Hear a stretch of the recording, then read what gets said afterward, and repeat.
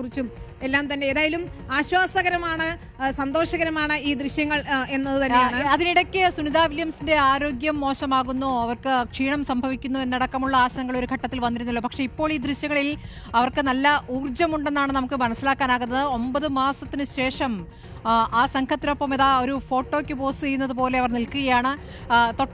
നമ്മുടെ തൊട്ടടുത്ത് നിന്ന് കാണുന്നത് പോലെ എത്ര വ്യക്തമായി നമുക്ക് ബഹിരാകാശത്തിനുള്ള ദൃശ്യങ്ങൾ കാണാനാകുന്നു അല്ലേ? അതെ, അതാണ് നാസയുടെ ഈ ലൈവ് സ്ട്രീമിംഗ് ദൃശ്യങ്ങൾ ലക്ഷക്കണക്കിന് ആളുകളാണ് കണ്ടുകൊണ്ടിരിക്കുന്നത്.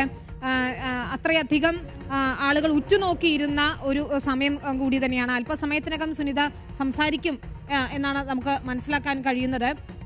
അതിൻ്റെ ശബ്ദം ഉൾപ്പെടെ അവർ പരിശോധിക്കുകയാണ്. ഇപ്പോൾ ഫോട്ടോയ്ക്ക് പോസ്റ്റ് ചെയ്യുകയാണ്. അതിനുശേഷമായിരിക്കും മടക്കയാത്രയെക്കുറിച്ച് പറയുക. സ്മൃതി പറഞ്ഞതുപോലെ വലിയ ആശങ്കയുണ്ടായിരുന്നു. 8 ദിവസത്തെ അറ്റകുറ്റപ്പണികൾക്കായി പോയതാണ്. പക്ഷെ 9 മാസമായി അവിടെ അവർ കുടുങ്ങിക്കിടക്കുകയായിരുന്നു. അതിനിടയിൽ പച്ചക്കറി കൃഷി ചെയ്തു, ചീരയൊക്കെ കൃഷി ചെയ്യുന്ന ദൃശ്യങ്ങൾ നമ്മൾ കണ്ടതാണ്. നിരവധി പരീക്ഷണങ്ങളിൽ പങ്കാളിയായി 62 മണിക്കൂറിലധികം ബഹിരാകാശത്ത് നടന്ന് റെക്കോർഡിട്ടു. അങ്ങനെ ഒരുപാട് കാര്യങ്ങൾ സുനിത വില്യംസ് ലോകത്തിന് വേണ്ടി ചെയ്തു, ബഹിരാകാശ ഗവേഷണത്തിന് വേണ്ടി ചെയ്തു. പക്ഷെ അപ്പോഴും അവരുടെ ആരോഗ്യനിലയിൽ ഇപ്പോഴും ആശങ്കയുണ്ട്. തിരിച്ചു വന്നാൽ എന്താകും എന്നതൊക്കെ അറിയേണ്ടതുണ്ട്. നമുക്ക് അവർ സംസാരിക്കുന്നതിലേക്ക് പോകാമെന്ന് തോന്നുന്നു. അവിടുത്തെ മൈക്കിന് എന്തോ തകരാറുണ്ട്, ശബ്ദം വരുന്നില്ല. ഏതായാലും Sunitha വില്യംസിന്റെയും സഹയാത്രികരുടെയും Crew 10 has had a great journey up here, about 28 hours to get back up to the space station, and I cannot tell you the immense joy of our crew when we looked out the window and we saw the space station for the first time. Returning for a couple of people, very first time for a couple of people. And let me tell you, that is such an amazing journey. You can hardly even put it into words. The ride up on the Falcon 9, orbiting the Earth for the last couple of days, it's been absolutely incredible, and it is something that none of us could do by ourselves. As we've said before, you cannot be great without the greatness of others, and I tell you, the greatness of the ground control teams have really shined through in the last few days, getting us up here safely. Thank you very, very much.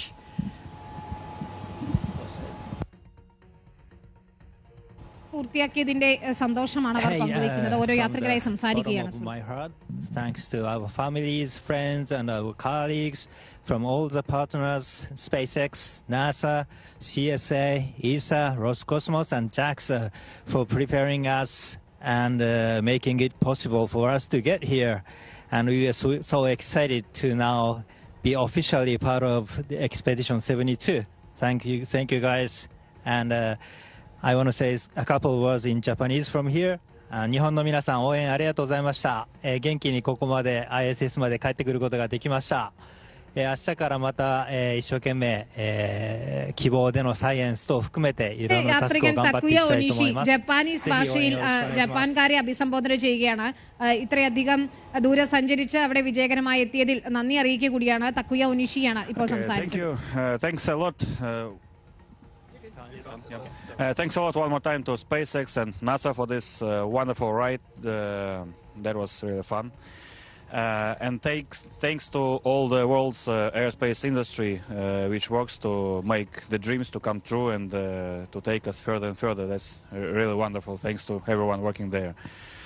И спасибо, конечно же, отдельно это Роскосмосу и Центру подготовки космонавтов за знания и опыт, которые привели меня сюда. Будем работать славно, работать дружно во имя, во благо всего человечества. Dragon crew 10 സഞ്ചാരികൾ അവരുടെ അനുഭവം വിശദീകരിക്കുകയാണ്. ആദ്യം പ്രതികരിച്ച Anne McClain പറഞ്ഞത് വിശദീകരിക്കാനാവാത്ത അനുഭവം എന്നാണ്, അതിശയിപ്പിച്ച യാത്രയെന്നാണ്. Thank you to SpaceX for the awesome ride up here.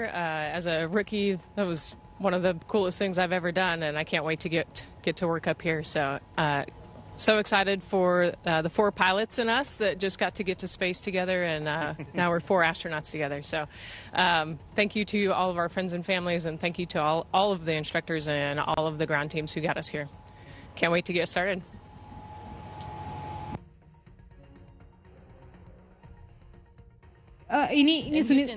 Sunitha William സംസാരിക്കുകയാണ്. Early morning was a wonderful day. Great to see our friends arrive.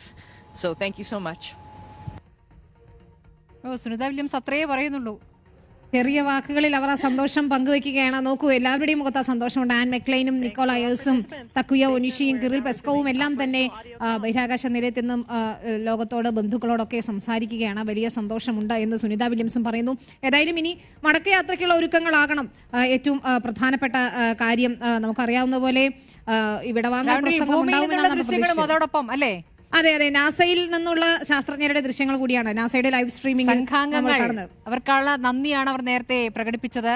അതെ, കണ്ണിമ ചിമ്മാതെ നോക്കിയിരിക്കുകയായിരുന്നു. കാരണം ഇത് പേടകം അവിടെ ഡോക്കിംഗ് പൂർത്തിയാക്കുക എന്നതൊരു ചരിത്ര നിമിഷമായിരുന്നു. പലതവണ സാങ്കേതിക തകരാർ കൊണ്ട് മാറ്റിവെച്ച ദൗത്യമാണ്. ഒടുവിൽ അത് പൂർത്തിയാക്കുന്നു എന്നത് വളരെ പ്രധാനപ്പെട്ട കാര്യവുമാണ്. ഇപ്പോൾ ഇനി ഡ്രാഗൺ ക്യാപ്സ്യൂളിൽ ഭൂമിയിലേക്ക് മടങ്ങാനുള്ള ഒരുക്കങ്ങളാണ്. നാളെ വൈകിട്ടോടെ അതുണ്ടാകും എന്ന് നമ്മൾ പ്രതീക്ഷിക്കുകയാണ്. കാലാവസ്ഥ അനുകൂലമാണെങ്കിൽ ബുധനാഴ്ചയ്ക്ക് മുൻപായി അറ്റ്ലാന്റിക് സമുദ്രത്തിൽ പാരച്യൂട്ടിന്റെ സഹായത്തോടെ ഇറങ്ങും എന്ന് തന്നെയാണ് പ്രതീക്ഷിക്കുന്നത്. ഏതായാലും അതിനുവേണ്ടിയുള്ള കാത്തിരിപ്പാണ് ഒരുപക്ഷെ ചരിത്ര നിമിഷം എന്ന് പറയണം. സുനിത വില്യംസിന്റെ ആരോഗ്യസ്ഥിതിയൊക്കെ സംബന്ധിച്ച് നമുക്ക് ആശങ്കയുണ്ടെങ്കിൽ പോലും അവർ തിരിച്ചെത്തുന്നു എന്നതിനേക്കാൾ മറ്റൊരു സന്തോഷമില്ല. നോക്കുക, ആ ദൃശ്യങ്ങൾ വീണ്ടും വീണ്ടും കാണുമ്പോൾ സ്മൃതി, അത് ഒരു ചരിത്ര നിമിഷം. 4 അംഗ സംഘമാണ് അല്ലെ? 4 അംഗ സംഘമാണ് എത്തിയിരിക്കുന്നത്. ആ സംഘത്തിന്റെ പേരുകളിലൊന്ന് വിശദമാക്കാം സ്മൃതി. ഞാൻ നേരത്തെ പറഞ്ഞതുപോലെ ആൻ മെക്ലൈൻ ആണ് ആദ്യം സംസാരിച്ചത്. അവർ പറഞ്ഞതാണ് ഇത്ര മണിക്കൂറുകൾ നീണ്ട അനിശ്ചിതത്വങ്ങൾക്കൊടുവിലുള്ള യാത്ര അത് വലിയ സന്തോഷകരമായി പൂർത്തിയാക്കാൻ കഴിഞ്ഞതിലെ ആഹ്ലാദമാണ് അവർ പങ്കുവച്ചത്. മറ്റൊന്ന് നിക്കോള അയേഴ്സ് ആണ്. മൂന്നാമത്തെ ആൾ ജപ്പാൻ എയ്റോസ്പേസ് എക്സ്പ്ലോറേഷൻ ഏജൻസിയുടെ ജാക്സയുടെ ബഹിരാകാശ യാത്രികനായ തക്കുയ ഒനീഷിയാണ്. തക്കുയാണ് അതെ ജപ്പാനീസിൽ കൂടി സംസാരിച്ചത്.